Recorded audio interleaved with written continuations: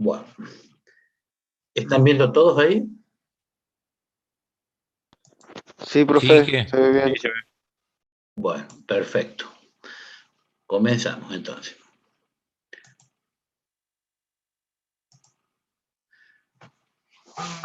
En lo que respecta a los campos magnéticos, se puede hacer lo que se llama una subdivisión del campo, que vendría a ser el campo en el entrehierro y de dispersión de ranuras. Por ejemplo, lo que dice acá A y B, acá tenemos el campo del entrehierro, A, y esto sería B.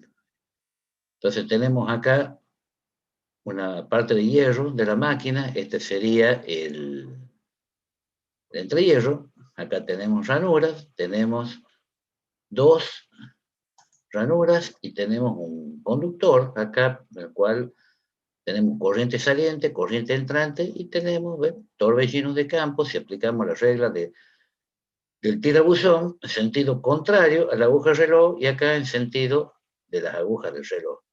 Entonces observamos que hay líneas de campo que atraviesan el entrehierro. Muy bien. Acá, por ejemplo, si nosotros nos fijamos en estas líneas de campo que aparecen acá, que están rodeando el conductor, la ranura, incluso si nosotros hacemos una ampliación acá, que vendría a ser de el dibujo que está con la parte B, sería la dispersión de ranura. Fíjense, tenemos acá una ranura, acá se ve el conductor, y observen ustedes cómo esto sería campo de dispersión, porque viene por acá, o sea, no están yendo las líneas de campo, bueno, sí, algunas sí van por el entrehierro, pero acá no, ¿ves? Atraviesa el aire de la ranura, está atravesando el cobre del conductor, acá, acá hay aislación, bueno. Entonces tenemos lo que sería, esto sería la dispersión de ranura.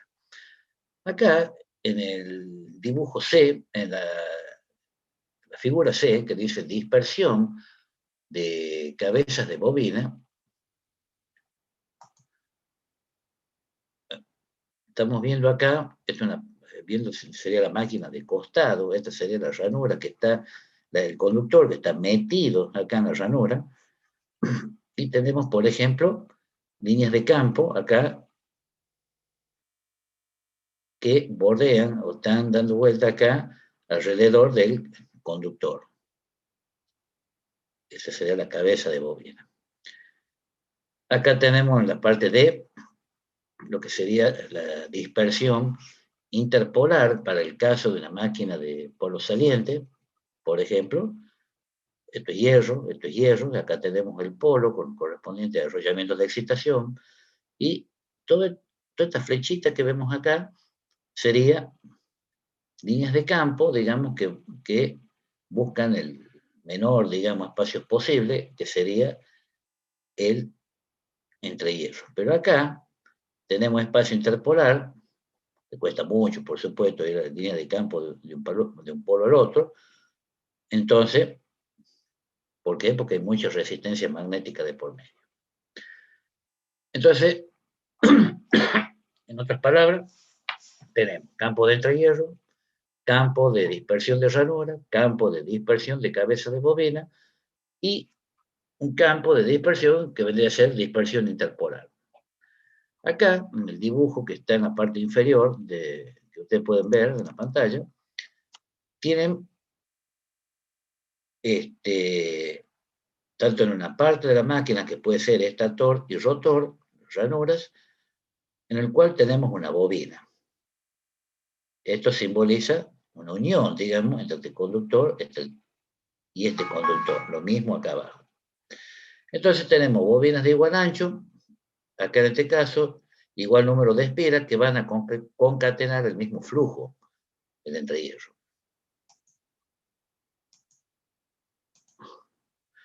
Entonces, en lo que respecta al campo de entrehierro, es decir, al campo principal, es lo que hace a la determinación, podemos decir, de alguna manera, del flujo del entrehierro, tenemos que vamos a considerar ranuras que van a tener dimensiones despreciables. Eso nos lleva a tener ranuras de dimensiones despreciables a una mayor permeancia. Recuerden ustedes que la permeancia era la inversa de la reluctancia magnética. Obviamente, significa que si las ranuras son de dimensiones despreciables, la reluctancia magnética va a disminuir. En otras palabras, la permeancia va a aumentar. Entonces, vamos a tener una mayor permeancia por paso de ranura. Para compensar este error, entonces, se suele trabajar con lo que se denomina el entrehierro corregido, el entrehierro ideal o corregido delta sub I, que nosotros habíamos visto eso oportunamente. Y también, si consideramos ranura de dimensiones despreciables, vemos que vamos a ver que no afecta la forma ni la magnitud del campo. O sea que eso, digamos, desde el punto de vista teórico, para estudiar, para hacer un análisis, es muy importante.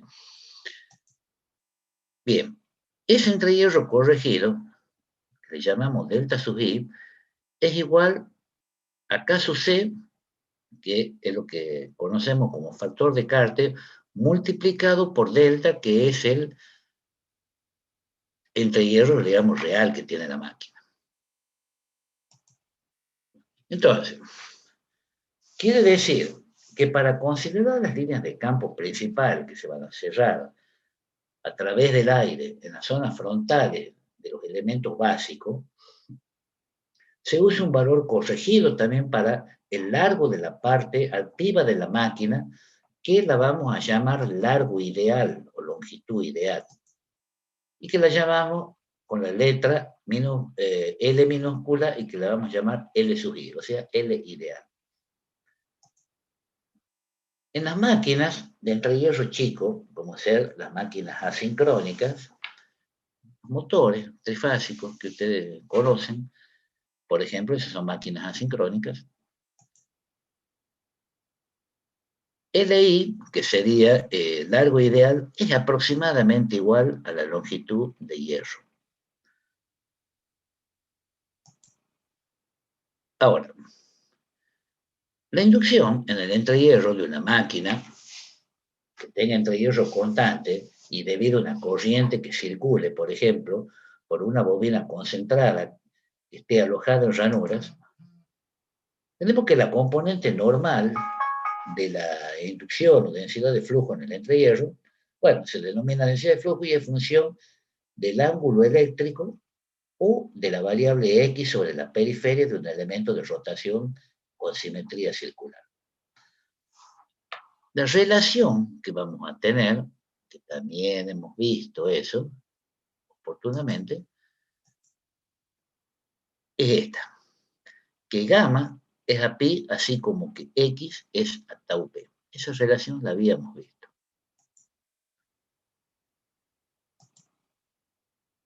Acá, si hacemos circular una corriente por la bobina, acá tenemos, por ejemplo, esto es hierro, acá están las ranuras y acá tenemos la bobina.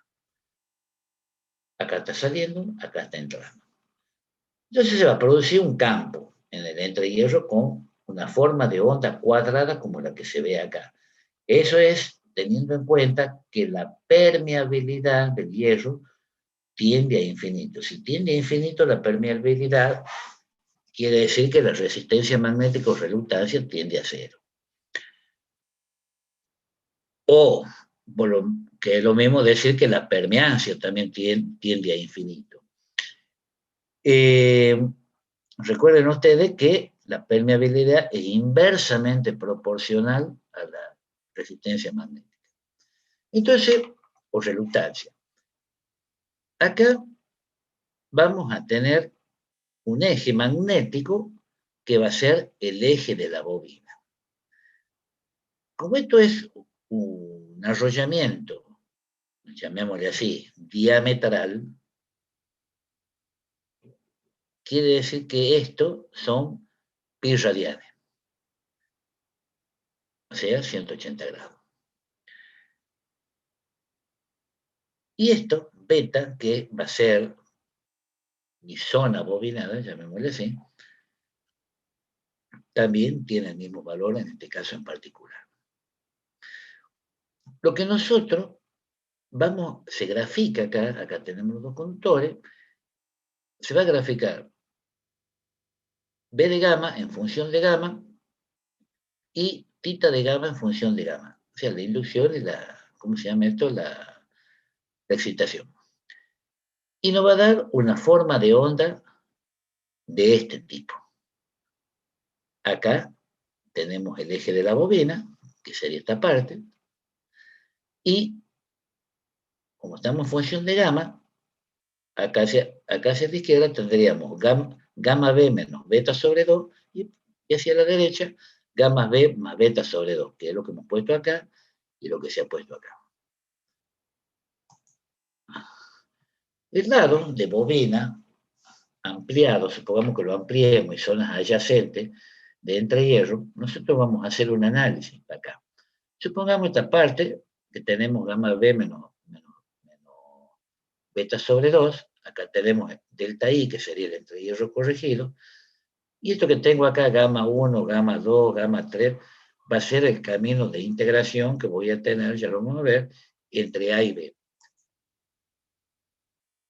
Entonces, quiere decir que si nosotros integramos la fuerza de campo H o intensidad de campo magnético H, siguiendo los caminos A o B, se obtendrá en ambos casos el mismo valor, ya que por ello circula la misma corriente. Quiere decir que el campo va a tener en dirección radial,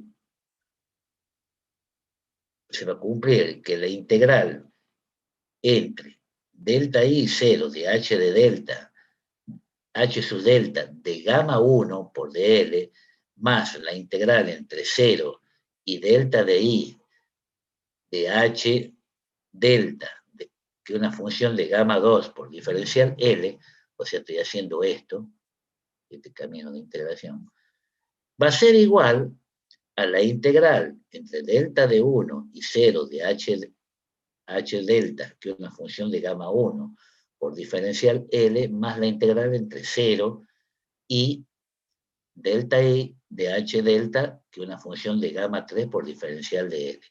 O sea, que esta integral, que sería esta, más esto, debe ser igual a esto más esto. O sea, este camino de integración va a ser igual a este camino. Quiere decir que la intensidad, o la fuerza de campo, la intensidad de campo magnético H delta, que es una función de gamma 2, es igual a la intensidad de campo magnético H sub delta, que es una función de gamma 3. Donde H sub delta, que es una función de gamma, sería la fuerza de campo en el punto gamma del entrehierro, que es lo que estamos analizando. Entonces, quiere decir que el campo en el entrehierro, en cualquier punto a la derecha del lado de bobina, va a ser constante. Y el lado izquierdo, del lado de bobina, va a tener el mismo valor absoluto, pero con signo cambiado. Por esto, la forma rectangular simétrica, podemos decir así, que va a tener la curva de la inducción. A la derecha de la bobina se puede escribir para el valor absoluto de la densidad de flujo en el entrehierro lo siguiente, que la inducción o densidad de flujo B sus delta, que es una función de gamma, acuérdense que B es mu por H. Entonces esto va a ser mu sub 0, porque yo como estoy analizando en el entrehierro, como es aire, el mu relativo del aire vale 1. Por eso la permeabilidad absoluta es igual a la permeabilidad del vacío, por eso que pongo mu sub 0 directamente acá. Va a ser igual a mu 0 por H, que es una función de gamma. Y eso va a ser mu 0 y H, ¿a qué igual? Acuérdense, es N por I sobre L. O sea, ¿qué N? N sub B, que aparece acá, que es el número de espiras de la bobina, por I, que es la corriente, y dividido en la longitud. ¿Pero por qué ponemos 2 veces delta I? Porque atraviesa 2 veces el entrehierro para que se cierre el camino de integración. Ahora, si lleva corriente alterna de valor eficaz o efectivo I, porque acá estoy considerando un valor instantáneo, podemos decir que la densidad de flujo o inducción magnética en el entrehierro máxima va a ser igual a mu sub 0 por NB sobre 2 delta I. Este I por raíz de 2, o sea, esto que está acá, digamos, esto mu 0, 2 delta I NB es lo mismo que está acá. Yo estoy reemplazando esta corriente, que es un valor instantáneo, por su valor eficaz, pero si yo quiero determinar la inducción máxima, el valor eficaz va a ser igual, el valor máximo va a ser igual al valor eficaz por la raíz de 2. Este producto es I máximo.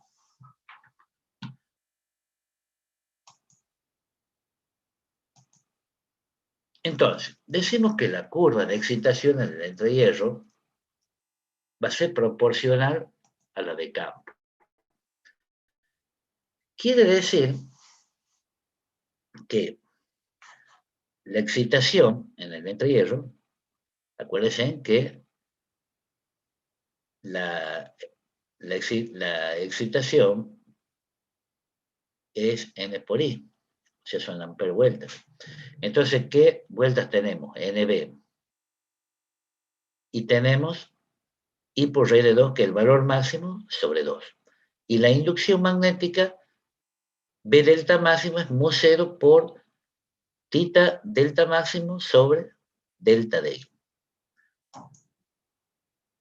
Entonces, quiere decir que la descomposición en la armónica de la onda de excitación en función de gamma nos va a dar una expresión de este tipo, Fourier, que sería que tita delta, que es una función de gamma, va a ser igual a 4 sobre pi por nb por i sobre 2 por raíz de 2 por el coseno de gamma menos un tercio coseno de 3 gamma más un quinto coseno de 5 gamma, etc.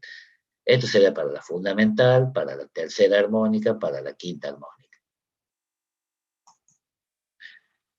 Por lo tanto, podemos decir que en forma abreviada podría escribirse que la excitación tita en el entrehierro, que es una función de gamma, va a ser igual a la sumatoria de ni igual a 2n menos 1 hasta infinito. 2n menos 1 sería la condición de número impar. Fíjese, para todo n igual a 1, 2, 3 sería, por ejemplo, si vale 1, 2 por 1, 2, menos 1, 1, si un número impar. Si vale 2, 2 por 2, 4, menos 1, 3. Si vale 3, 2 por 3, 6, menos 1, 5. Si vale 4, 2, 2 por 4, 8, menos 1, 7. Y así sucesivamente.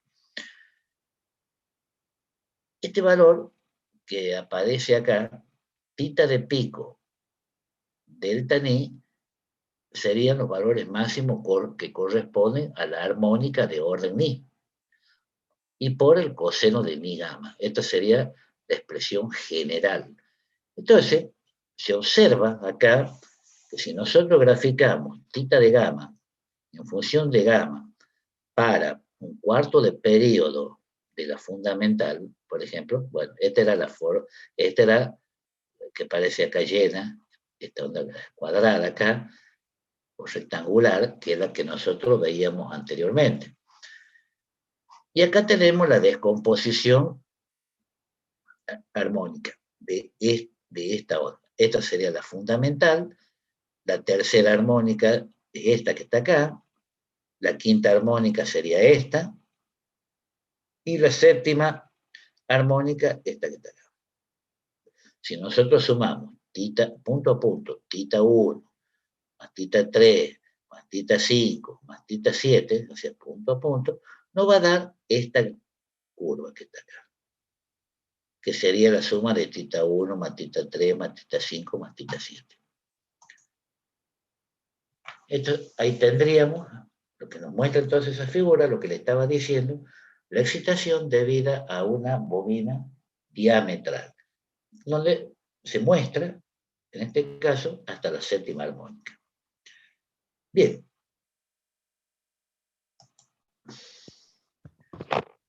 Veamos Primero una una expresión. consultita puede ser.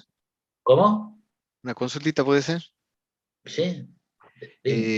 Nosotros veíamos en los transformadores que la armónica más peligrosa era la tercera armónica.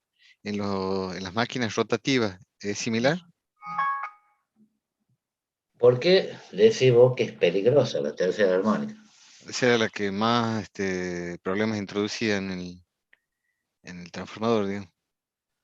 No, pero acá en la máquina rotativa, la tercera armónica, acordate que hemos visto nosotros que al darte una excitación, al darte, digamos, cuando vos empezás a analizar, te da una excitación cero después. Y eso te lleva a que la tensión inducida sea igual a cero. Acordate vos que lo que era la tercera armónica, lo que era múltiplo de tres, la tercera, la novena, todo eso no te producen campo después. Entonces, a vos la que más te debe preocupar en las máquinas eléctricas rotativas es la quinta y la séptima, Ah, es la claro, que se trata de eliminar, porque después ya las de orden superior ya no tienen tanto peso, ¿me claro, entendés? claro. Sí, sí.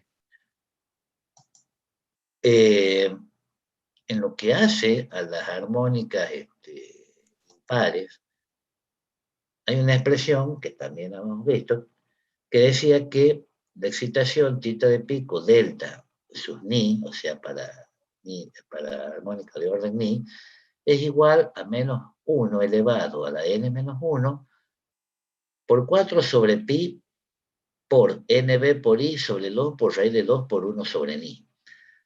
Esto es teniendo en cuenta que ni es igual a 2n menos 1, que es la condición que hemos dicho del número impar. Quiere decir que para la densidad de flujo B delta de gamma, que es igual a la sumatoria de ni igual a 2n menos 1 hasta infinito de B de pico, B delta ni por coseno de ni gamma, eso nos lleva que el valor máximo, B delta ni de pico, no es otra cosa que mu cero por tita de pico delta ni sobre delta de i.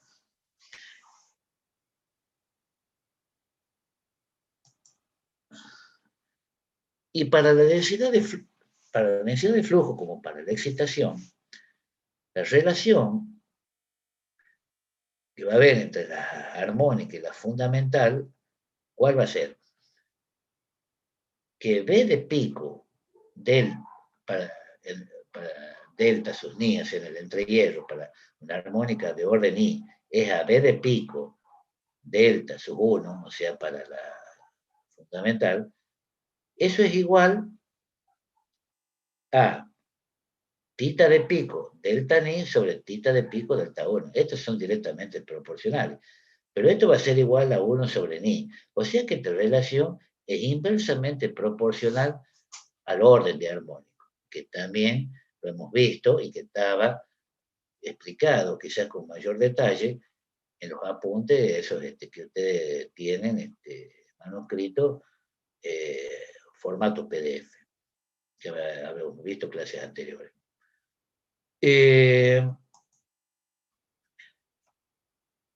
Entonces vamos a hacer una extensión, estamos haciendo una extensión del concepto de excitación y tenemos que para determinar el campo de entrehierro, por ejemplo, en máquinas de polo saliente,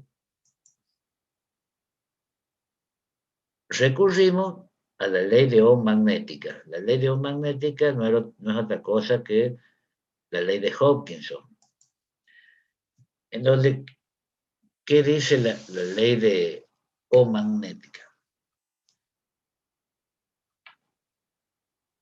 Que la excitación tita es igual al flujo que se mide en volt segundo sobre la permeancia que es volt segundo sobre ampere. Y eso es igual a la reluctancia magnética que se mide en amperes sobre volt segundo multiplicado por el flujo. Claro, ustedes quizás están acostumbrados a ver la ley de Ohm magnética, que es el flujo igual a la excitación dividida en la reluctancia magnética. Acá lo que pasa es que estoy poniendo de otra manera, o sea, haciendo un pasaje de término, en otras palabras, excitación igual a flujo sobre permeancia, o por lo que es lo mismo decir excitación igual a reluctancia por flujo.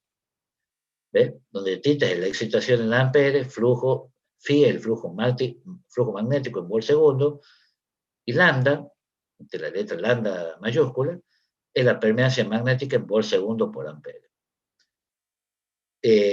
Bueno, las unidades de todo esto, ustedes ya tienen que saber a esta altura de cómo las obtengo y toda esa historia, porque eso se ha visto con lujo de detalle oportunamente cuando ustedes han hecho este instrumento y mediciones eléctricas en la parte de metrología, o sea, la unidad temática número 1, que se ven las unidades y la evolución de las unidades y todo eso.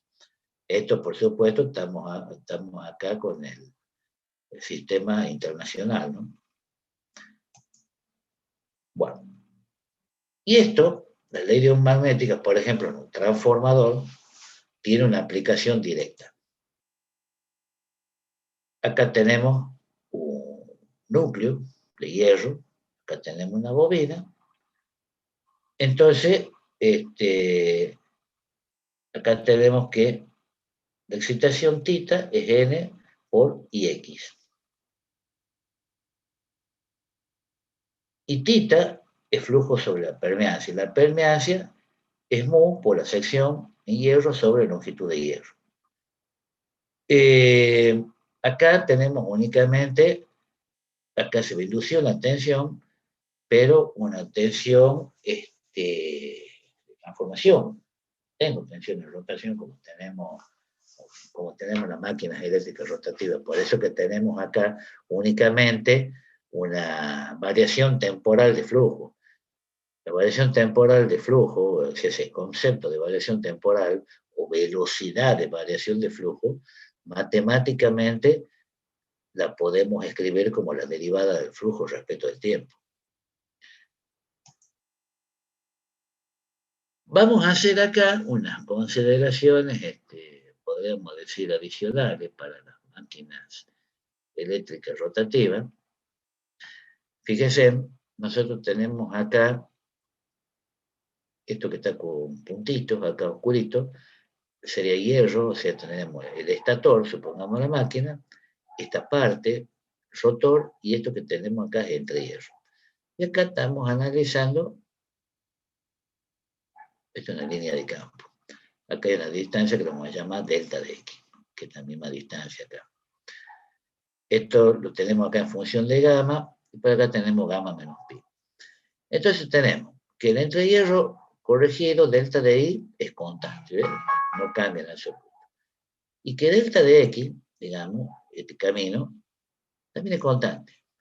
Pero acá hay que sumarle la distribución de corriente, obviamente, en uno de los elementos.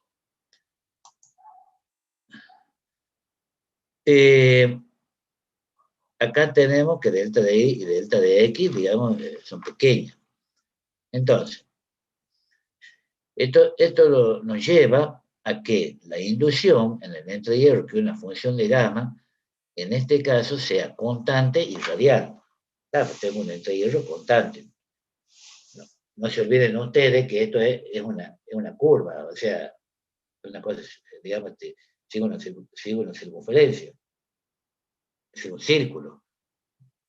El desarrollo de esto, acá lo estoy dibujando, digamos, forma rectificada, se lo está dibujando a lo largo. Por eso es que dice que es radial. Bueno, esta inducción B delta, entre hierro, que es una función de gamma, nos lleva a que el delta de flujo, o sea, el incremento de flujo, va a ser igual a L sub I por el incremento delta X, o sea, de distancia de camino, por B delta, que es una función de gamma. Y eso lo podría reescribir como LI por delta de X, y esta vez delta de gamma ponerla como mu sub 0 H delta de gamma. Esto me da lo que se denomina una condición de simetría. Quiere decir que la fuerza de campo o intensidad de campo magnético H de gamma va a ser igual a menos H de gamma más menos pi. Bien. Ahora, si la permeabilidad del hierro tiende, de algún modo, a hacerse infinitamente grande, la resistencia magnética o reluctancia que vamos a tener en los cruces de entre hierro, supongamos, yo analizo y tengo dos cruces de entre hierro, por eso multiplico dos veces el valor de entre hierro corregido. Esa sería la longitud. Entonces estoy analizando qué pasa con la reluctancia. La reluctancia o resistencia magnética es la inversa de la permeancia. Y esto era 1 sobre mu 0 por mu r, pero mu r vale 1, por eso pongo 1 sobre mu 0, por L sobre S. L tengo dos veces la longitud, y la sección sería la longitud, ¿no es cierto?, multiplicada por delta de X. Por eso es que la expreso de esta manera.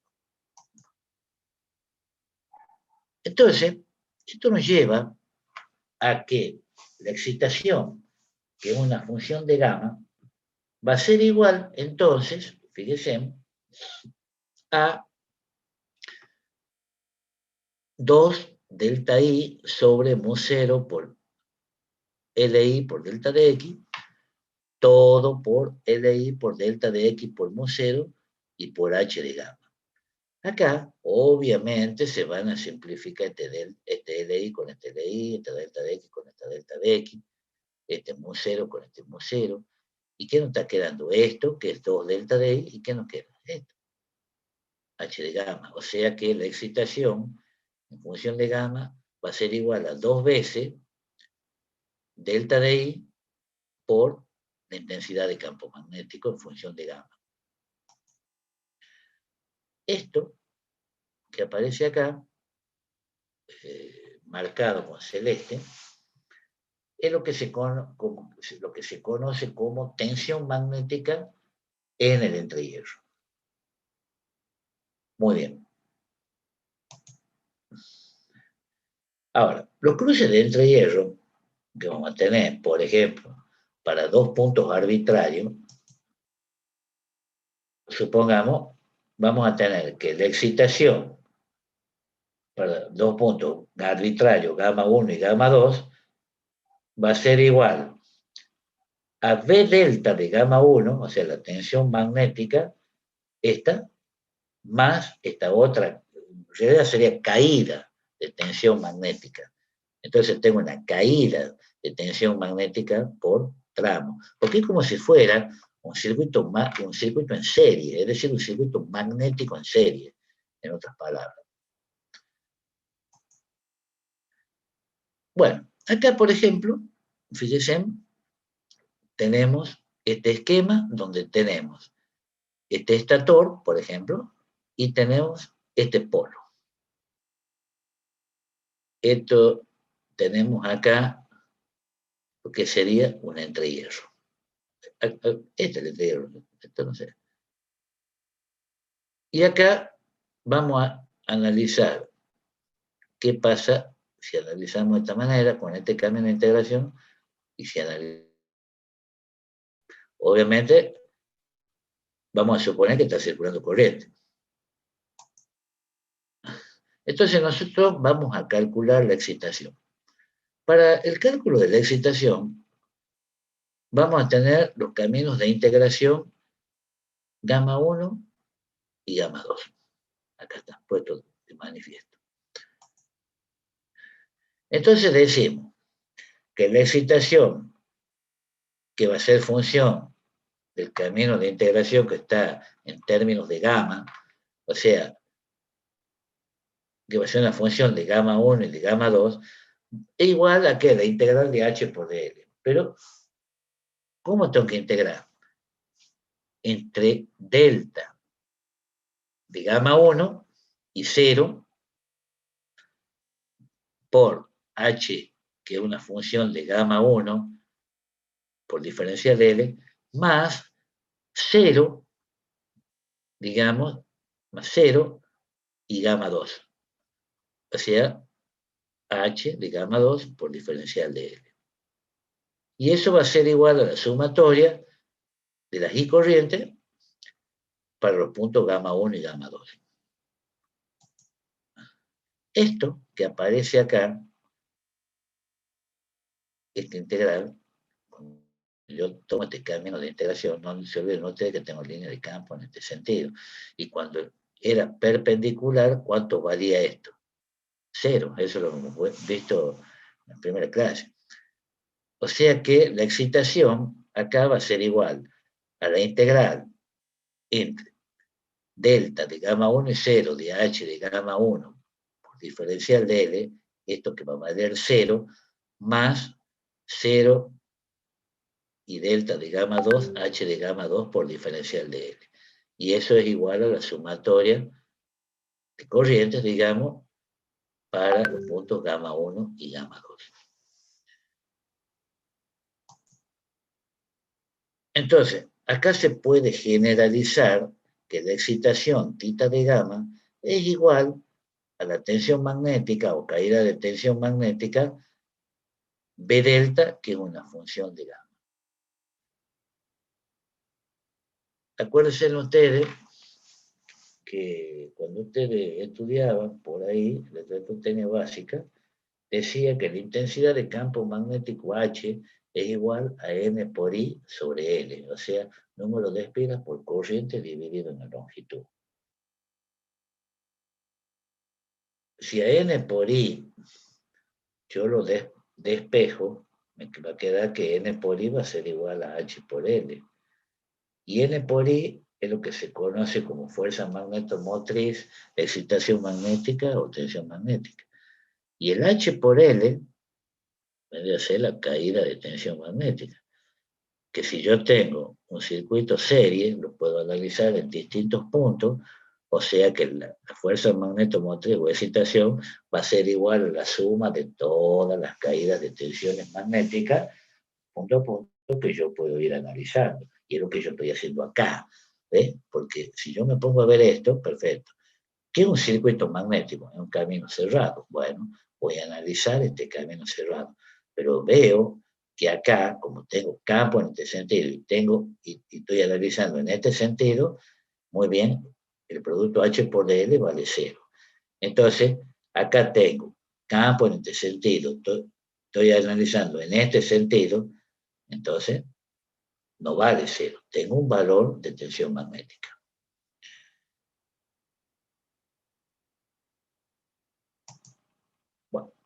Bueno, acá, perdón, en este dibujito, ¿qué va a pasar acá? Acá está bien considerado para el cálculo, pero acá no, porque acá yo tengo un camino en hierro, acá también tengo un camino en aire.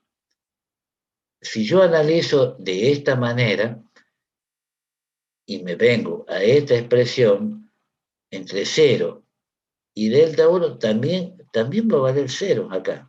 Tengo línea de, o sea, tengo este camino que es perpendicular a la línea de campo que pueda salir acá en este espacio interpolar. Pero acá no. O sea, yo puedo analizar de esta manera o podría analizar de esta manera. Por supuesto que acá, cuando el circuito magnético, esto no debería hacerlo, porque cuando se cierra el circuito magnético, acá tengo, supongamos, todo esto es hierro, entonces esto se va a cerrar de esta manera, nunca se va a cerrar de esta manera, porque acá la resistencia magnética va a ser enorme. En cambio, incluso fíjese, si ustedes analizan este camino y este camino, cuando yo haga este tramo, ¿cuánto va a valer el producto H por L? Va a valer 0 también, porque acá voy a tener líneas de campo acá, que van a ser perpendiculares al camino este, de integración.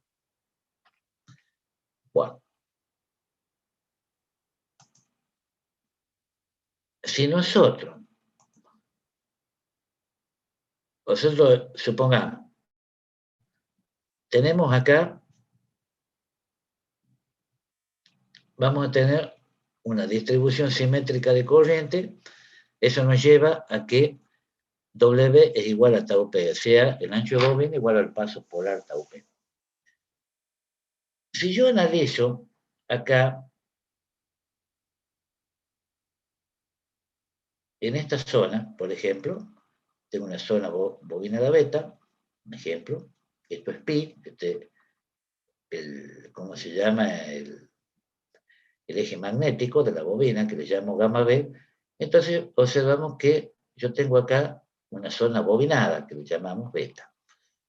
Si yo graficase para esta zona bobinada beta, tal cual está planteado esto acá, de inducción magnética en función de lo que estoy recorriendo, de este camino recorrido que lo estoy expresando en radianes, en este caso, en particular, acá tengo corriente saliente, que es este conductor, corriente entrante, que es este, gamma B, bueno, estaría justo acá, y este ancho de este cuadradito que tengo acá es la zona bobinada beta, o sea, desde acá hasta acá.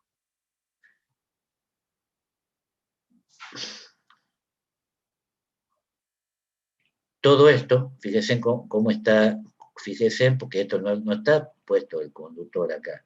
Si tuviese puesto el conductor acá, justo en este eje,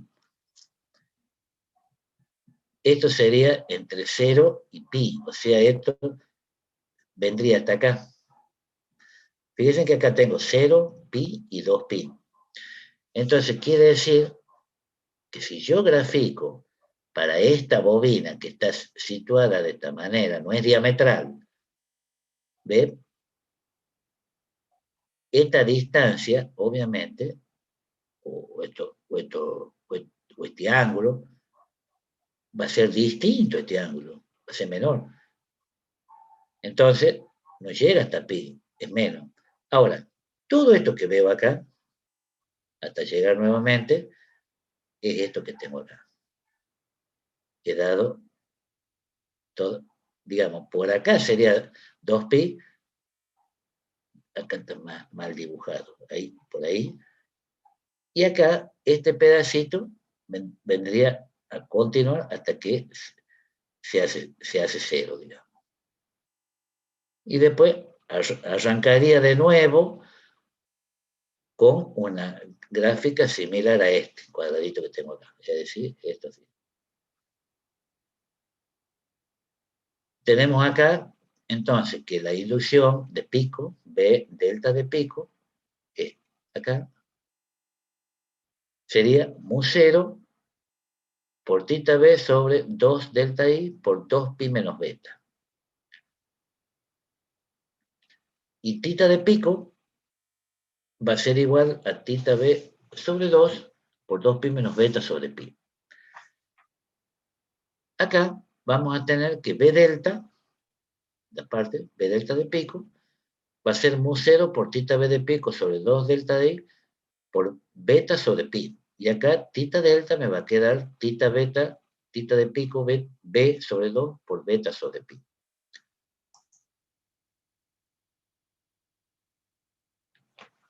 Acá tenemos, si tengo una distribución asimétrica de corriente, obviamente que W es menor a tau P, ese es el caso que estamos viendo. La amplitud máxima que vamos a tener de amperes vueltas por bobina va a ser NB por I, por raíz de 2, y por raíz de 2, y el valor eficaz, y la raíz de 2 es el valor máximo. Y por raíz de 2 el valor máximo, o sea, me va a quedar que NB por I sobre raíz de 2. O sea que NB por I por raíz de 2 no es otra cosa que tita B de pico. Entonces, acá, para gamma B, para gamma menor que gamma B menos menos beta sobre 2 para gamma, digamos, mayor que esto y menor que gamma B más beta sobre 2, nos va a quedar que la inducción magnética B delta de pico es mu 0 por NB por I raíz de 2 por 2 delta de I por 2 pi menos beta sobre pi. ¿Qué es lo que estamos viendo? ¿Qué era lo que estábamos viendo acá? Perdón, acá. ¿Ah? Acá en esta parte.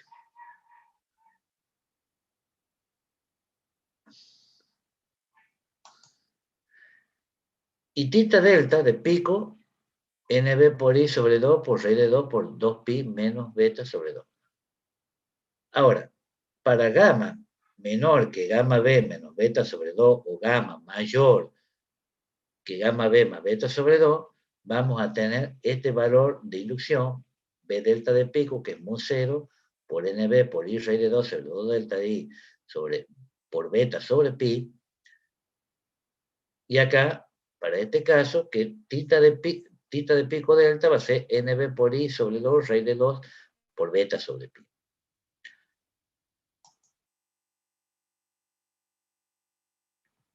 Que en el desarrollo de Fourier,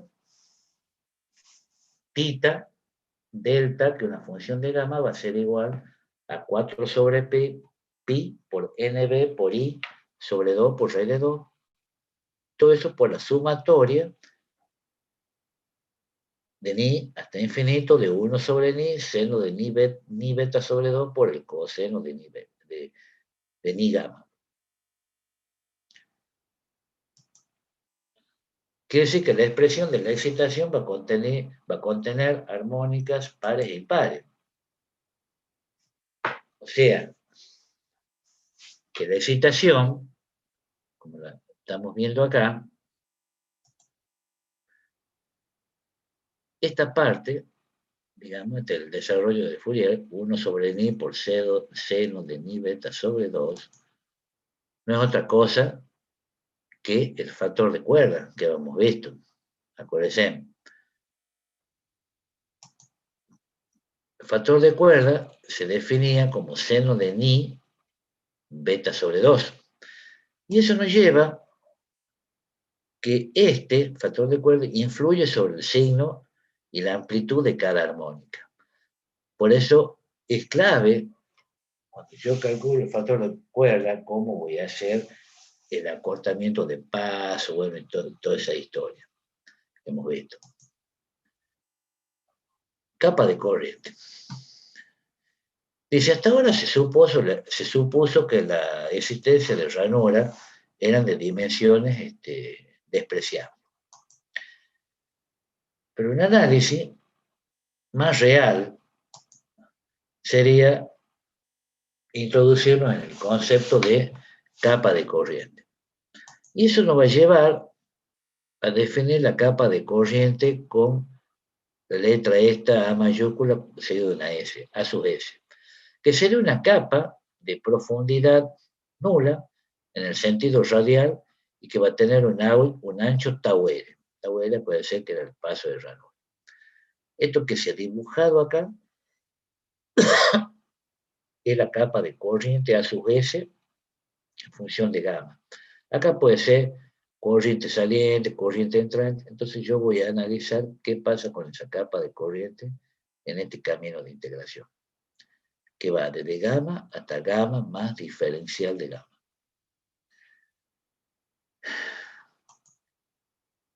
Para un punto X, supongamos cualquiera, de la periferia de un elemento que tenga simetría de rotación, vamos a tener lo siguiente, que la excitación tita para un punto X más un incremento de ese punto, o sea, X más delta de X, esto va a ser igual a ¿qué? A tita de X, la excitación, digamos, más la capa de corriente AS, que es una función de X por delta de X. Eso significa que la capa de corriente A sub S, que es una función de X, va a ser igual a la variación que va a tener la excitación a lo largo de X. Es decir, que matemáticamente lo podemos escribir como la derivada de θ de x respecto de x. Ahora, si expresamos nosotros los parámetros en función de gamma, vamos a tener que la capa de corriente a su vez en función de gamma va a ser igual a pi sobre tau p o la derivada de θ de gamma respecto de gamma. Y θ de gamma va a ser igual a tau p sobre pi. O sea, ¿qué es lo que estoy haciendo yo acá? Pasando esto para acá y esto para acá. Me queda que el diferencial va a ser igual a esto. O sea, entonces, en términos de integral, lo puedo poner de esta manera. Con la integral de a sub s de gamma por diferencial de gamma, más una constante de integración c. Esta constante va a valer 0, entre 0 y 2pi, para la integral de θ de gamma por diferencial de gamma, y entre 0 y 2pi de h de gamma por diferencial de gamma, vale 0. Ahora, la capa de corriente efectiva o eficaz,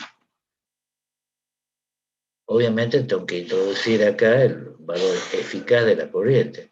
Es decir, que la capa de corriente a su vez eficaz va a ser igual a 2 veces n por i sobre pi por d por m. M sería el número de fases de la máquina. N, el número de espiras por fase. I sería la corriente nominal por fase. Y D, esto que aparece acá, sería el diámetro del elemento considerado. Vamos a ver entonces algunas curvas características para excitación y capa de corriente, que también hemos visto. Acá tenemos excitación, θ, y θ de gamma, y capa de corriente a su vez de gamma. Si un arrollamiento de conmutador, que sería el arrollamiento de las máquinas de corriente continua, vendría a ser arrollamiento del inducido. Eso que ustedes vean que era imbricado, ondulado, entonces, se veían en máquinas eléctricas 1. La excitación responde a esta curva. Y la capa de corriente, acá tenemos, supongamos saliendo, entrando, saliendo, va a tener esta forma. Ahora, si tengo un arrollamiento trifásico, podría haber sido una máquina de esta que veíamos, de tubo rotor. La excitación tiene esta forma, por ejemplo, que es trapezoidal. La capa de corriente sería esta, función de gamma. La podemos simbolizar de esta manera. Acá supongamos corriente saliente, saliente, acá entrante. Y bueno, si un enrollamiento que suele llamar senoidal, si la excitación es una función seno, la capa de corriente, una función coseno. Bueno, vamos a la determinación de la excitación entonces y de la inducción en el entrehierro. La excitación e inducción en el entrehierro de una máquina, debido a una corriente en un arrollamiento distribuido que va a estar alojado en ranura de un elemento que tenga simetría de rotación. Entonces acá el arrollamiento puede estar alojado en el estator o bien en el rotor. Y se pueden presentar dos casos: que el otro elemento básico tenga también simetría de rotación o no. Si no la tiene, porque es de polo saliente, como dice acá. Veamos qué pasa entonces cuando con la excitación e inducción en el entrehierro, supongamos de dos bobinas concentradas de paso diametral. Observemos que acá tenemos esta bobina, tengo punto y cruz acá, está unida con esta. Y esta otra de la segunda ranura con esta segunda ranura que tenemos acá. O sea que acá vamos a tener una excitación θ 1, una excitación θ 2, y lo mismo acá, θ 1, θ 2. Esto que está dibujado acá, con línea, acá con la línea de trazo, bueno, y acá llena, sería el eje de, vendría a ser el eje de simetría de la capa de corriente. Entonces, si nosotros hacemos una gráfica de θ de gamma en función de gamma, la excitación va a tener esta forma de onda. Acá fíjense que tengo coincidencias, acá tengo esta parte. Y acá viene así, sube, se mantiene constante y vuelve. Puede verse dos bobinas concentradas, entonces iguales, con el mismo número de espiras, de pasos diametrales que llevan la misma corriente. Acá se muestra en la parte inferior lo que sería la curva de excitación y en la parte superior un esquema de la distribución de corriente. Y se muestran los caminos de integración y el punto de simetría gamma cero de la distribución de corriente, donde θ de gamma cero va a valer cero. Para los distintos entonces caminos de integración, tenemos para un camino 1, esta sería la expresión de θ gamma, para el camino 2 sería esta, para el camino 3 sería esta, y para el camino 4, que es lo que nosotros estamos viendo acá. Para el camino 1, para el camino 2, para el camino 3 y para el camino 4.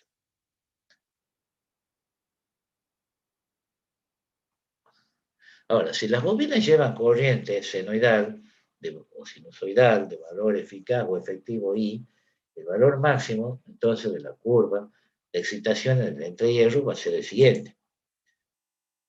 Que θ de pico delta igual a NB por I por raíz de 2. Y el correspondiente valor de la inducción, entonces, en el entrehierro, B delta de pico va a ser mu 0 por NB por I sobre delta I por raíz de 2. Si suponemos nulas, entonces, las dimensiones de ranura, quiere decir que la distribución de capa de corriente a su vez de gamma está dada por 4 que serían funciones de Dirac. Acá está. Entonces, quiere decir que la capa de corriente en función de gamma nos estaría dando, digamos, estos pulsos. Acá, que vemos ahí, que son funciones delta de Dirac. Este es un ángulo que va a haber pulso y pulso, donde están los conductores, que lo vamos a llamar épsilon. Este gamma B, el gamma de la bobina, tenemos acá menos pi sobre 2 y acá pi. Este valor va a ser NB por I por raíz de 2, es el máximo valor. Entonces, si imaginamos la corriente en una capa de corriente de ancho épsilon, vamos a tener para θ de gamma y la capa de corriente en función de gamma, curvas de este tipo. Donde tenemos acá a su vez y θ de gamma en función de gamma, esta gráfica que vemos acá sería la gráfica de θ y esta que vemos acá de la capa de corriente, que también está en los apuntes. Acá las funciones de Dirac se reemplazaron por esto, por NB por I raíz de 2 sobre tau R, y los escalones de la distribución de corriente se han reemplazado por esto, por NB por I por raíz de 2. Ahora, la excitación e inducción en entrehierro de un grupo de cubobinas, por ejemplo, concentrada de paso diametral por par de polo, es decir, una fase de un enrollamiento de una capa, por ejemplo, si llamamos épsilon al ángulo eléctrico que va a haber entre dos ranuras consecutivas y beta le llamamos al ángulo de la zona bobinada, tenemos que épsilon es pi sobre m por q y beta pi sobre m, donde m es el número de fase y q era el número de ranuras por polo y por fase. Si sumamos cuotas rectangulares que van a estar desplazadas entre ellos un ángulo épsilon, se obtiene la curva escalonada que se indica acá en la figura, esta curva. Donde acá tengo graficado θ, su z, o sea, de la zona, en función de gamma, tenemos esto. Acá están las bobinas. Esto es una excitación debida a un grupo de Q bobinas diametrales con Q igual a 3. Acuérdense que Q minúsculo es el número también de ranura por polo y por fase, que coincide acá con el número de bobina. Este es el eje de la bobina 1 y acá tenemos el eje del grupo de bobinas. Este es el ángulo épsilon. ¿Ve? Entre conductor y conductor y alfa de la zona bobinada. Entonces, para una alimentación senoidal, decimos que NB por I por raíz de 2 serían los amperes vueltas máximos por bobina. La amplitud de la onda rectangular sería θ de pico B igual a NB por I sobre 2 por raíz de 2. Y para la amplitud de la armónica ni de la onda rectangular tendríamos que θ de pico B sub ni va a ser igual a menos 1 a la n menos 1 por 4 sobre pi, np por i sobre 2, raíz de 2 por 1 sobre ni. Para todo n, obviamente, igual a 2n menos 1, que sería la condición de número impar, y con n igual a 1, 2, 3, hasta el infinito. Entonces quiere decir que la excitación resultante, θ z ni de gamma para la armónica ni correspondiente a la Q bobina de la zona bobinada, va a ser igual a la suma de las armónicas ni de las excitaciones de cada bobina, pero desplazada un ángulo ni por épsilon. Entonces vamos a tener que θ z ni de gamma va a ser a θ B1 ni de gamma más θ B2 ni de gamma más θ B sub Q ni de gamma, o sea, para la bobina 1, para la bobina 2. Esto que está puesto acá lo podemos escribir de esta manera, como θ de pico vení por el coseno de ni gamma más coseno de ni gamma menos epsilon más el último término sería este, coseno de ni de gamma menos Q menos 1 por epsilon. Y eso era igual a Q por θ de pico B sub ni por el seno de ni Q epsilon sobre 2 sobre Q seno de ni epsilon sobre 2. Todo por el coseno de ni gamma menos gamma 1. Donde gamma 1 sería Q menos 1 por epsilon sobre 2. Este gamma 1, que aparece acá, sería, esto nos da la posición del eje magnético del grupo, que veíamos en la figura. Y este cociente, seno de ni Q epsilon sobre 2 sobre Q seno de ni epsilon sobre 2, la ecuación se conoce como factor de zona para la armónica ni, y que se simboliza con Fz ni. O sea que Fz ni es seno de ni Q epsilon sobre 2 sobre Q seno de ni epsilon sobre 2. Quiere decir que la ecuación anterior que teníamos, me queda que θ de pico z ni va a ser igual a Q por θ de pico B ni por el factor de zona. Este producto Q de θ de pico B ni de la ecuación 521, que hemos visto anteriormente, es igual a la amplitud que tendría la armónica ni de la excitación si las Q bobinas de la zona estuviesen concentradas en una sola ranura. Por lo tanto, el factor de zona va a resultar igual a la relación, entonces, entre la suma geométrica de las excitaciones θ de pico B sub ni su suma aritmética. Aquí está, ¿ven? La parte inferior, la suma geométrica sobre la suma aritmética.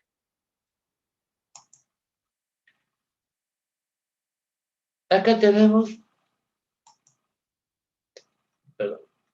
lo que sería la capa de corriente y excitación correspondiente a una fase de un enrollamiento trifásico, por ejemplo, de paso diametral. Para Q tendiendo infinito, o sea, es como si tuviese infinita ranura. Por eso que estoy dibujando de esta manera que sería la capa de corriente. Acá sale, acá entra, o sea, estoy dibujando así como que esto está saliendo, acá esta parte está entrando, cuando después seguirá saliendo, en fin. Si esto es pi, y hacemos función de gamma, acá estamos haciendo una gráfica de la excitación y de la capa de corriente en función de esa gamma. Acuérdense que antes, cuando yo tenía ranura, esto estaba todo escalonado, era como una escalerita. Ahora, al no tener ranura, si Q tiende a infinito, serían infinitos escaloncitos a tal punto que se transforma esto en una recta. O sea, una curva perfectamente trapezoidal. O sea que la curva escalonada a veces se aproxima al trapecio cuando Q tiende a infinito. Y esto que está dibujado acá, estos cuadraditos, sería la capa de corriente a su S, el valor de pico. Supongamos, este del alfa, ¿se acuerda que veíamos? Supongamos que valga pi sobre 3, bueno, tenemos eso. Esta parte vale 0, llego acá, tengo este valor, todo esto es 0, acá vuelve a ser. Perfecto. Analizando entonces qué ocurre con el contenido de armónica si aumentamos el número de ranuras por polo y por fase, Q, y suponiendo que mantenemos fijo el ancho de la zona bobinada y la excitación máxima en el entrehierro, vamos a ver que disminuye la excitación por bobina. Entonces quiere decir que es conveniente expresar la excitación en función de la capa, de lo que sería la capa de corriente efectiva o eficaz. Por eso, que la capa de corriente eficaz o efectiva va a ser igual a 2 veces n por i sobre pi por d por m. N, que era el número total de espinos en serie, es P', que es el número par de polo, por NB y por Q. Y la amplitud de la excitación para la Q bobina contenida en una ranura responde a esta expresión que está en función de esto, de la capa de corriente, que también está en los apuntes. Quiere decir que para arrollamientos trifásicos, con m igual a 3, beta, que era el ángulo de la zona bobinada, que hemos dicho que era pi sobre m, eso me va a dar pi sobre 3. O sea que vamos a tener un factor de zona que es fz ni por seno de ni q epsilon sobre 2 sobre q seno de ni epsilon sobre 2. Esto me va a quedar seno de ni pi sobre 6 sobre q seno de ni pi sobre 6q. Para valores grandes de q, cuando q tiende a infinito, directamente nos va a quedar que fz ni es seno de ni pi sobre 6 sobre ni pi sobre 6.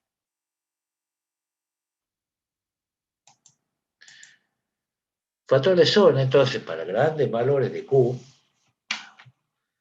va a resultar igual a la relación entre la cuerda y el correspondiente arco de un círculo. Figura esta, que tenemos 5.17, puede visualizarse esta relación para la fundamental y las primeras armónicas.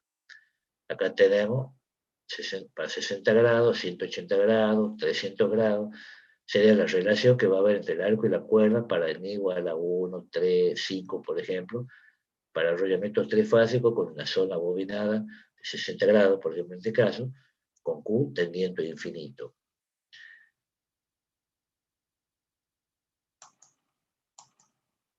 Entonces, la excitación total que vamos a tener en el entrehierro, debido a las Q bobinas de la zona bobinada, va a ser la suma de las excitaciones armónicas.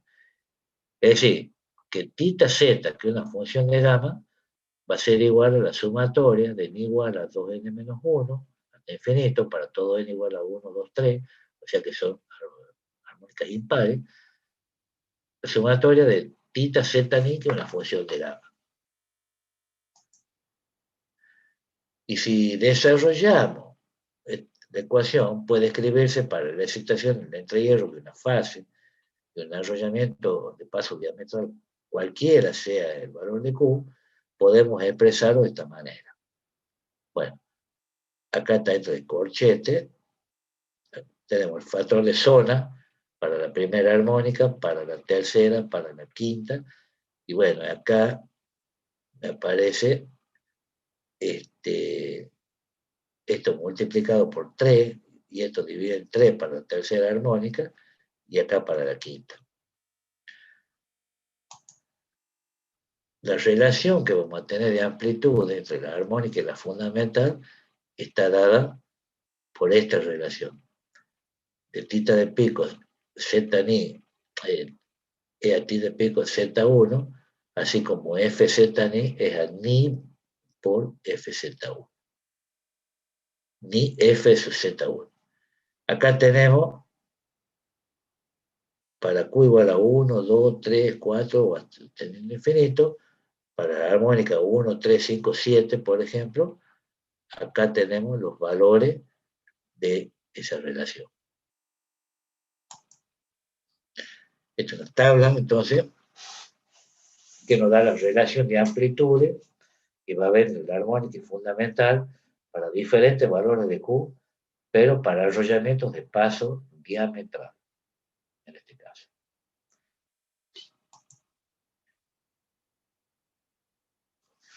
La excitación e inducción en el entrehierro de dos grupos de Q-bobinas concentradas con paso acortado por par de polos, es decir, fase de arrollamiento de dos capas. Acá tenemos, como hemos visto oportunamente, tenemos una capa y acá está la otra capa del arrollamiento. Pero fíjense ustedes que está desplazado esto. Acá tenemos esta que se junta con esta en fin. Claro, o sea, estamos considerando como que todo esto es una ranura. Todo esto es una ranura. Entonces voy de la parte superior, tengo que ir a la parte inferior. De la que sigue, parte superior a parte inferior que sigue, y así sucesivamente. Si no, no se podría hacer el bobinado. Entonces acá tenemos un esquema, un ejemplo, de una fase de un arrollamiento trifásico de dos capas con zona bobinada normal, con Q igual a 2, por ejemplo, y paso acortado en un paso de ranura. Claro, porque esto de abajo no está coincidiendo, o esto no está coincidiendo, sino que es como que está desplazado para acá, para la izquierda.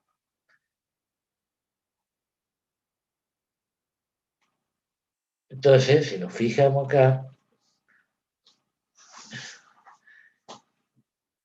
en este caso tenemos la capa de corriente y acá la excitación. Hemos dicho que se la podía simbolizar como funciones de Dirac, delta de Dirac, que sean como si tuviese un pulso acá, con esta amplitud. Acá, como tengo este pulso con amplitud doble, acá más chica, y acá estos pulsos hacia abajo. De tal modo que la excitación sería esta escalerita, esto que se ve acá sería todo esto que no hay nada acá, y después esta escalerita, esta parte. Acá tenemos las distribuciones de capa de corriente a S en la zona, esa zona bobinada, con acortamiento de paso S en función de gamma, más la excitación en esa zona con acortamiento de paso S, función de gamma de una fase de varado trifásico de dos capas de paso acortado, por ejemplo. Acá tenemos una zona bobinada que dice que es igual a Q más S, S es el acortamiento de paso, acuérdense. Acá se supone que el ancho de ranura es despreciable, y acá está indicado, ¿ves?, que serían los dos lados de bobina que pertenecen a la misma fase, estos dos lados de bobina. Pues que aparece este pulso que es más grande. Ahora, si lo ponemos en forma de capa de corriente, esos pulsos que veíamos, me va a dar esto. Y la gráfica de la excitación, fíjese que al hacer de dos capas de arrollamiento, ya este trapecio como que tiende a parecerse un poco más a una onda cero. Acá está la distribución entonces de capas de corriente y de excitación de una fase de un desbalado trifásico en dos capas con paso acortado, pero en forma de capa de corriente. Quiere decir que el análisis de contenido de armónica se efectúa considerando separadamente la capa inferior y la superior. O sea que la capa de corriente total, llamémosle así, en la zona con acortamiento de paso en función de gamma, va a ser la suma entonces de la capa de corriente en la zona, la capa inferior, digamos, en función de gamma, más la capa de corriente en la zona con acortamiento de paso para la capa superior. Si nosotros, acá está desglosado, tenemos, si esta es la capa superior, esta es la capa inferior, ves que está desplazada, hay acortamiento de paso, la gráfica resultante que sale de sumar punto a punto esto con esto me va a dar esto que está acá. Y esta expresión es lo que tengo que tomar. O sea que la distribución de corriente que vamos a tener de cada una de las capas va a ser como la de su suma es simétrica, por lo tanto va a contener armónicas pares. O sea que el ancho de bobina beta, en este caso, nos lleva a que W va a ser Y sobre MQ por tau P, y eso va a ser igual a su vez a beta sobre pi por tau P. Entonces, acá tenemos una gráfica de las curvas de excitación de cada capa y su suma. Esta sería la excitación, sería la forma de onda de la capa superior, esta otra de la capa inferior, y cuando yo sume esta con esta, me está dando esto.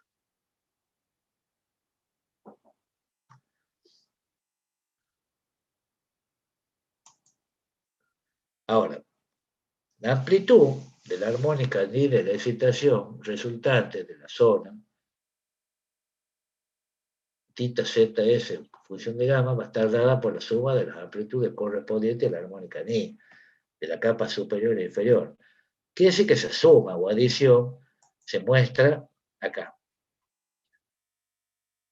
Tenemos que la excitación para la capa superior que está en función de ni más la excitación que está en la capa inferior que está en función de ni me da la excitación resultante. Acá vamos a tener el ángulo que va a haber, digamos, entre la tita Z superior y la inferior, va a ser este angulito que está marcado acá, que es ni por pi menos beta. Quiere decir que este angulito que está acá, va a ser ni pi menos beta sobre 2, o sea, la mitad de este. Y este que está acá sería ni beta sobre 2. Entonces, quiere decir que el valor de pico de ZS ni va a ser tita de pico z superior ni más tita de pico z inferior ni por el seno de ni beta sobre 2. Si este es el ángulo ni beta sobre 2, el seno es esto. Acuérdense que el seno era cateto opuesto sobre la hipotenusa. ¿Eh? Entonces, tita de pico, z seni es 2 veces, porque esto y esto son iguales, digamos, los valores absolutos, lo sumo, 2 veces tita de z seni por el factor fs ni, que sería esto que está acá, que no es otra cosa que el factor de cuerda.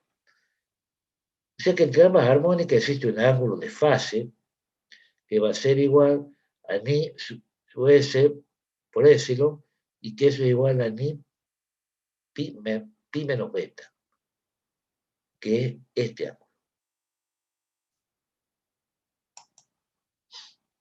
La amplitud, entonces, de la armónica de la zona, tita ZS gamma, tita de pico ZS gamma va a ser igual a 2 veces tita de pico ZNI por FSNI. Teniendo en cuenta que FSNI es seno de ni beta sobre 2, que beta es W sobre tau P por pi, y que FSNI entonces va a ser igual a seno de ni W sobre tau P por pi sobre 2. Por lo tanto, quiere decir que tita de pico, esto, ZSNI, va a ser igual a tita de pico, Bni, hacia la bobina, por una armónica determinada, por el factor de zona para esa armónica. Resultando que el valor pico, entonces, tita de pico, ZSNI, me queda igual a esto e igual a esto. Este producto, el factor de zona por el factor de cuerda, que se multiplica el factor de zona por el de cuerda, nos da el factor FNI, que es lo que se conoce como factor de arrollamiento. Ahí está, ¿ves? FNI entonces se llama factor de arrollamiento para la armónica Ni y va a ser igual al producto de los respectivos factores de zona y de cuerda. Entonces, quiere decir que mediante una adecuada elección que yo puedo hacer del ancho de la bobina W, puede disminuirse la amplitud de la armónica más molesta.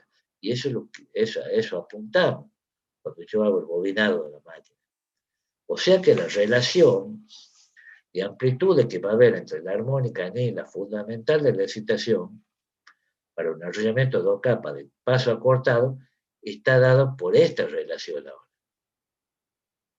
Que tita de pico FSNI sobre tita de pico ZS1, esta es la fundamental, va a ser igual al producto de factor de zona por factor de cuerda sobre ni veces factor de zona por factor de cuerda.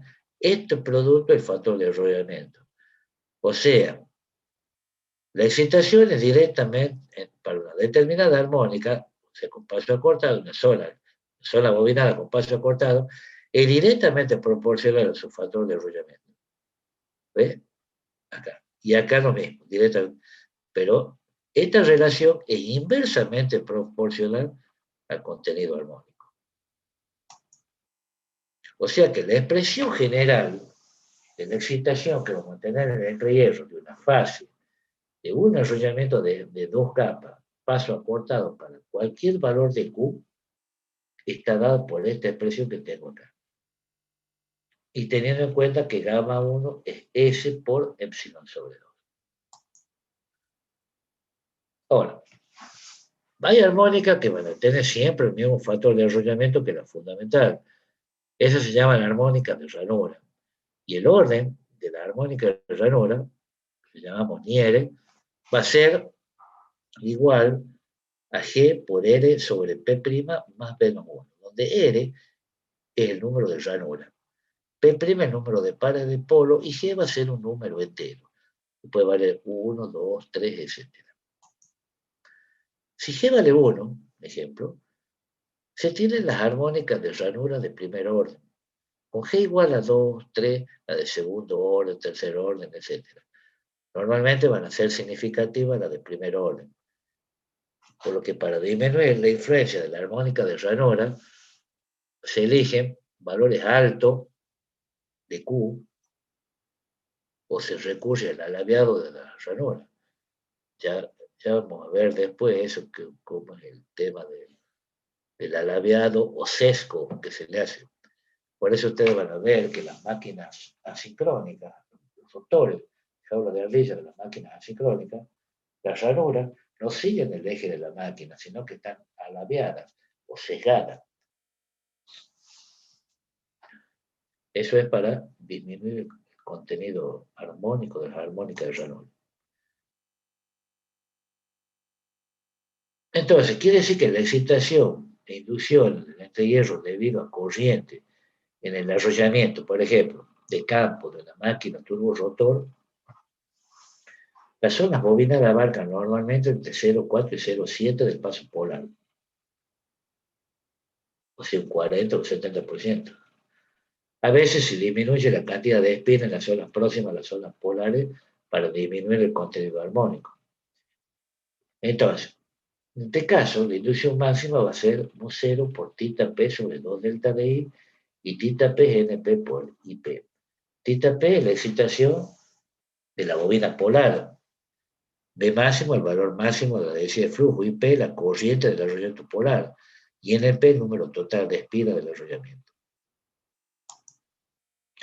Quiere decir que para la fundamental de la curva de campo, vamos a tener que B1 de pico es C1 por B máximo.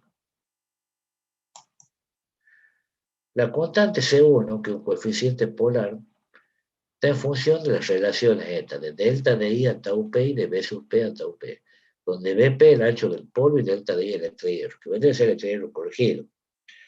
Entonces, para una relación de delta de I a tau P de 0,01 aproximadamente, y de BP a tau P que oscila entre 0,3 y 0,6, esa constante C1, o coeficiente polar, oscila entre 1,05 a 1,19. Bueno, mañana vamos a seguir con, digamos, con la segunda parte, digamos, de esta cuestión, como para dejarlo cerrado y analizar el tema de trabajo práctico que van a tener que realizar. Por supuesto que para hacer el trabajo práctico, tienen que leer, tienen que estudiar, tienen que ponerse a ver, porque si no, van a estar totalmente desubicados, no van a saber hacer. Bueno, lo abandono por hoy. Creo que sí, son las 11:10 ya, suficiente por hoy. Mañana vamos a continuar, Dios mediante, a la misma hora, a las 21:30. ¿De acuerdo? Bien, Muchas gracias, ingeniero. ingeniero. Que tenga buena Bueno, noche. Ingeniero, bueno, buenas noches, muchas gracias. bueno, igualmente, buenas noches a todos, Tenga que buena noche. descansen. Que descanse, ingeniero. Hasta luego. Gracias. Hasta luego. Hasta luego.